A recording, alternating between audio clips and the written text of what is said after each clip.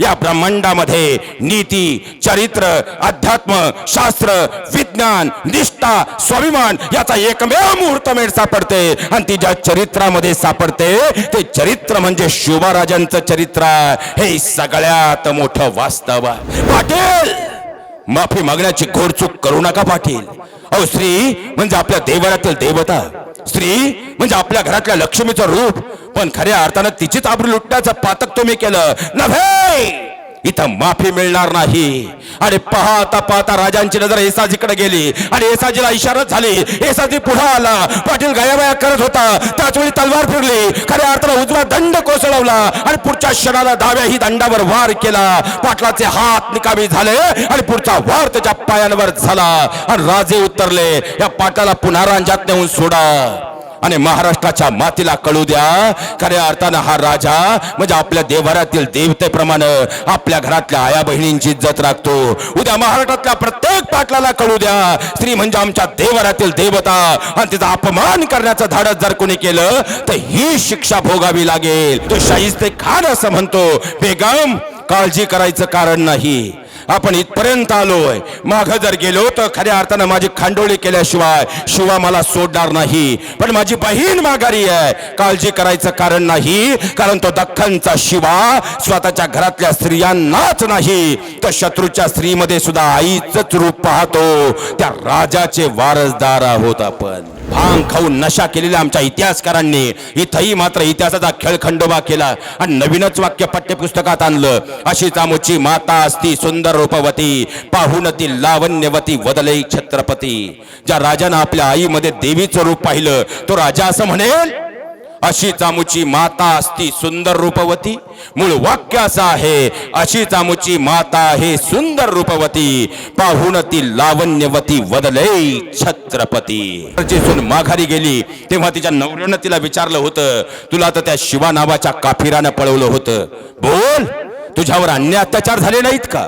त्यावेळी त्या कल्याणच्या सुभेदाराच्या सुनेला दिलेलं उत्तर होतं, कौन कहता है, कौन कहता है मुझे भगाया गया, कौन कहता है मुझे चुराया गया, मैं तो मेरे मायके मेरे भाई के पास गई थी. अरे फक्र होता है मुझे, मेरे साथ ये हादसा हुआ, इसीलिए तो मुझे शिवा जैसे भाई मिला, शिवा जैसे भाई मिला.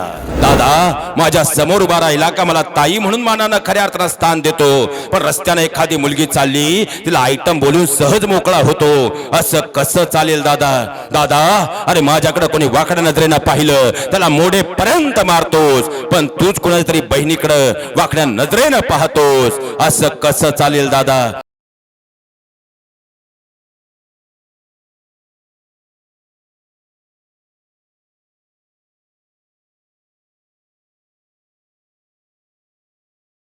या मातीत राजे अनेक झाले, पण सगळेच राजे खऱ्या अर्थानं शक्तिशाली होते असं नव्हे. या मातीत राजे अनेक झाले, पण सगळेच राजे बुद्धिवान होते असं नाही. या मातीत राजे अनेक झाले, पण सगळेच राजे नीती संपन्न होते असं नाही. या मातीत राजे अनेक झाले, पण सगळेच राजे चारित्र्य संपन्न होते असे नाही. या ब्रह्मांडामध्ये नीती, चरित्र, अध्यात्म, शास्त्र, विज्ञान, निष्ठा, स्वाभिमान याचा एकमेव मुहूर्तमेढ सापडते आणि ती ज्या चरित्रामध्ये सापडते ते चरित्र म्हणजे शिवराजांचं चरित्र. हे सगळ्यात मोठं वास्तव आहे.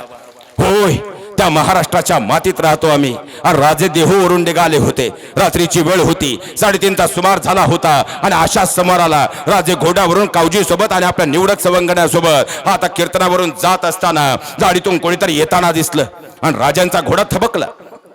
तो झाडीमधून तोच व्यक्ती बाहेर आला आणि राजांकडे पाहिलं, राजांच्या चरणावर लोटांगण घेतलं आणि उत्तरला, राज राज न्याय द्यावाचे. आणि राजे पाहू लागले, काय झालं, आपण कोण? तसा तो खऱ्या अर्थाने डोळ्यातले आसवा पुसत उत्तर झाला, राज म्या रावजी कोंड्या हाय, इथलाच हाय. माझी लेक माहेर आली होती, मला माझ्या माहेरी आले लेकीवरती गावच्या पाटलाची वाईट नजर गेली, वास्तेच्या नजरेनं बरबटलेली ती नजर माझ्या लेकीच्या आबरूची खांडोळी करून गेली. राज न्याय द्यावाचे. आणि एवढे शब्द ऐकले आणि राजांच्या तळपायाच्या मस्तकाला गेले.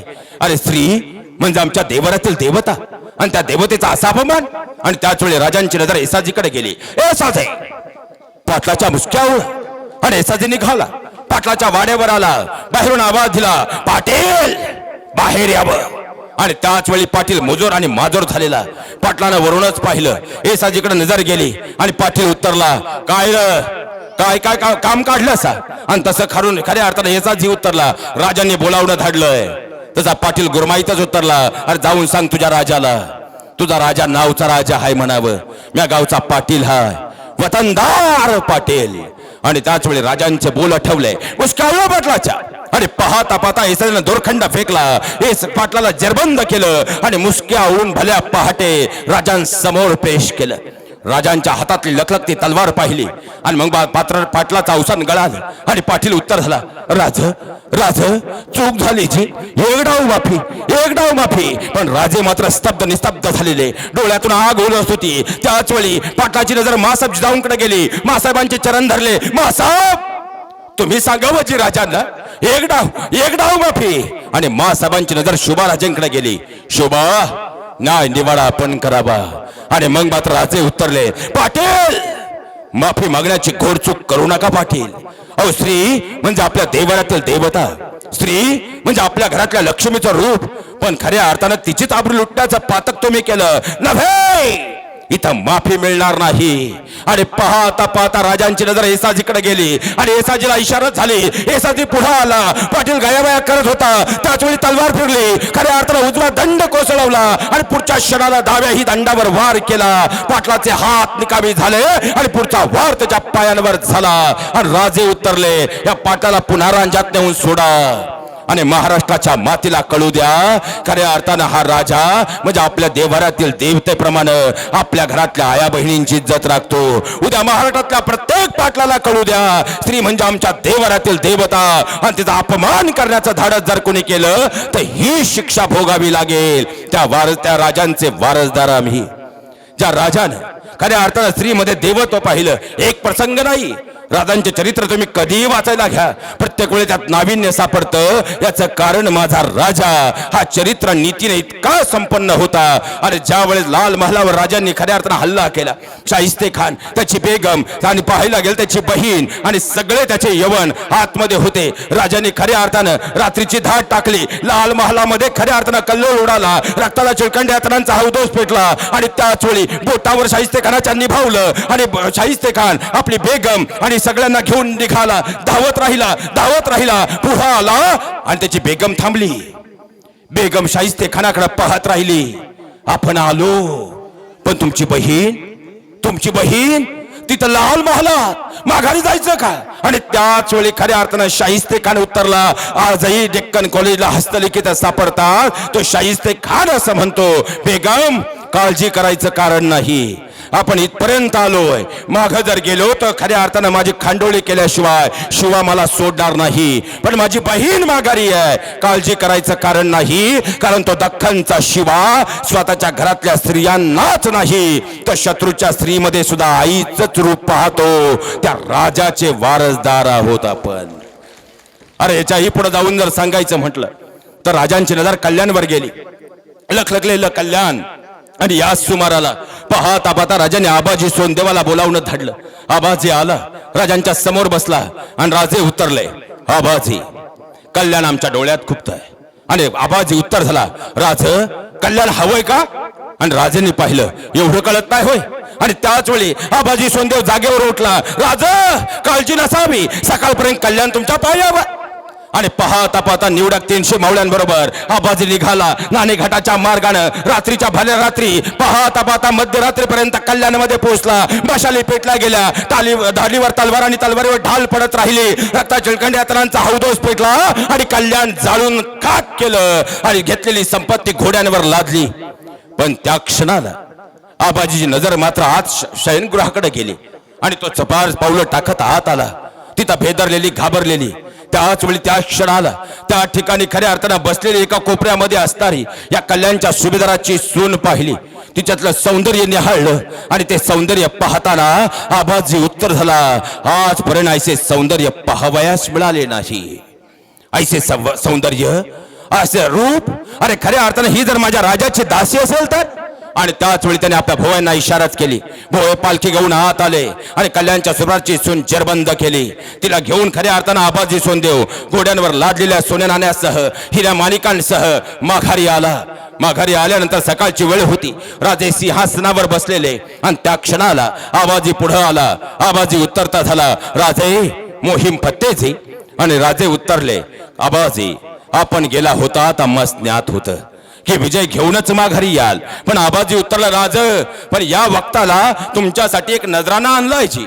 आणि राजे उतरले, आबाजी असा कोणता नजराना घेऊन आलात? विजयापेक्षा मोठा नजराना कोणता असेल होय? आणि त्याच वेळी आबाजीनं हातांची इशारात केली आणि भोई पालखी घेऊन आत आले. पालखीतून कल्याणच्या सुराची भेदरलेली सून बाहेर आली. तिने एक वेळ राजांकडे पाहिलं, हात जोडून मान खाली घालून उभी ठाकली. राजे सिंहासनावर आरूढ झालेले. राजांची नजर गेली, जशी तिच्याकडे पाहिलं आणि राजांनी आबाजीकडे नजर फिरवली. आबाजी या कोण? आणि आबाजी उतरला, कल्याणच्या सुभेदाराची सून हाय राज. आणि राजे मनोमन उतरले, अरे अशीच आमुची माता आहे, सुंदर रूपवती, पाहून ती लावण्यवती, वदले छत्रपती. पण भांग खाऊन नशा केलेल्या आमच्या इतिहासकारांनी इथंही मात्र इतिहासाचा खेळखंडोबा केला आणि नवीनच वाक्य पाठ्यपुस्तकात आणलं. अशीच आमुची माता असती, सुंदर रूपवती, पाहून ती लावण्यवती, वदले छत्रपती. ज्या राजानं आपल्या आईमध्ये देवीचं रूप पाहिलं तो राजा असं म्हणेल, अशीच आमुची माता असती सुंदर रूपवती. मूळ वाक्य असं आहे, अशीच आमुची माता आहे सुंदर रूपवती, पाहून ती लावण्यवती, वदले छत्रपती. आणि राजांनी एक वेळ कल्याणच्या सुराच्या सुनेच्या चरणाकडे पाहिलं आणि राजे उतरले, आबाजी पण या माऊलीला का घेऊन आलात? आणि आबाजी उतरला, राज तुमची दासी म्हणून आणले जे. आणि कडाले राजे, आबाजी खामोश. लक्षात ठेवा, या उपर जर अशी गुस्ताखी झाली मृतंडास पात राहिला आबाजी. आणि स्त्री म्हणजे आमच्या देवरातील देवता आणि तुम्ही तिला भोगाची वस्तू म्हणून घेऊन आलात. आबाजी खऱ्या अर्थानं आता तुम्ही स्वतः भोयांना सांगा, आदेश द्या, साडी चोळी आमच्या बहिणीला द्या आणि पुन्हा तिला कल्याणला माघारी नेऊन सोडा. मला इथे एकच प्रश्न तुम्हाला विचारायचा, हीच कल्याणच्या सुभेदाराची सून जर यवनांच्या हाती सापडली असती तर पुढच्या काही मिनिटात तिच्या आबरूचे धिंडळे वेशीला टांगले असते.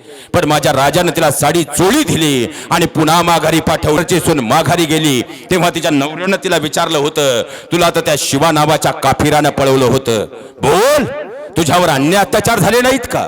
त्यावेळी त्या कल्याणच्या सुभेदाराच्या सुनेला दिलेलं उत्तर होतं, कौन कहता है, कौन कहता है मुझे भगाया गया, कौन कहता है मुझे चुराया गया, मैं तो मेरे मायके मेरे भाई के पास गई थी. अरे फक्र होता है मुझे, मेरे साथ ये हादसा हुआ, इसीलिए तो मुझे शिवा जैसे भाई मिला, शिवा जैसे भाई मिला. अरे खऱ्या अर्थानं आपल्या घरातल्या स्त्रीला नाही तर शत्रूच्याही स्त्रीला ज्यानं देवत्वाचा दर्जा या मातीमध्ये दिला, म्हणून 33 कोटी देवांनी एक सिंहासन ज्यासाठी निर्माण केलं ते नाव म्हणजे छत्रपती शिवाजी महाराज आहे. हे आमच्या कतरी लक्षात यायला हवं. त्या राजांचे जयंती उत्सव सोहळ्याच्या निमित्तानं राजे आम्ही डोक्यावर घेऊन नाचतो. या जयंती उत्सव सोहळ्याच्या निमित्तानं आम्ही राजांचे खऱ्या अर्थानं मिरवणूक काढतो. पण राजांचं चरित्र हे फक्त ऐकण्या बोलण्यासाठी नाही, तर तुमचं माझं चारित्र्य घडवण्याचं सगळ्यात मोठं द्योतक आहे हे मात्र आमच्या लक्षात येत नाही. शोकांतिका काय असावी? खऱ्या अर्थानं शिवभक्त म्हणावं कुणाला? आता इथून पुढे माझ्या बहिणींना भावाच्या नात्यानं तुम्हाला विनंती करतो, इथून पुढे आपल्या दादाला आता रक्षाबंधन पुढे येईल, त्या रक्षाबंधनला ओवाळताना सांगा, दादा अरे खऱ्या अर्थानं यावेळेस मला कॅडबरी नको, नवीन ड्रेस नवीन साडी नको, दादा फक्त तुझ्याकडून एकच अपेक्षा आहे, तू शिवरायांना अभिप्रेत असणारा शिवभक्त हो. दादा अरे खऱ्या अर्थानं तुमच्या भावाला प्रश्न विचारा, माझ्या समोर उभा राहिला, मान झोकून उभा राहतो, तू मात्र खऱ्या अर्थानं रस्त्याने एखादी मुलगी चालली तर वासनेच्या नजरेनं पाहतोस, असं कसं चालेल दादा? दादा माझ्या समोर उभा राहिला का मला ताई म्हणून मानानं खऱ्या अर्थानं स्थान देतो, पण रस्त्याने एखादी मुलगी चालली तिला आयटम बोलून सहज मोकळा होतो, असं कसं चालेल दादा?